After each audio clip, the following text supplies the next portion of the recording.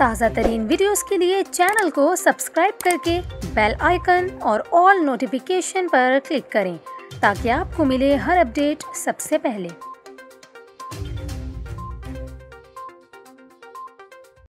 आपको अहम खबर से आगाह करें, कराची भर में डेंगू वायरस के बढ़ते केसेस पर महकमा सेहत सिंध ने कोरोना वार्ड्स को डेंगू आइसोलेशन वार्ड्स में तब्दील करने का फैसला कर लिया है।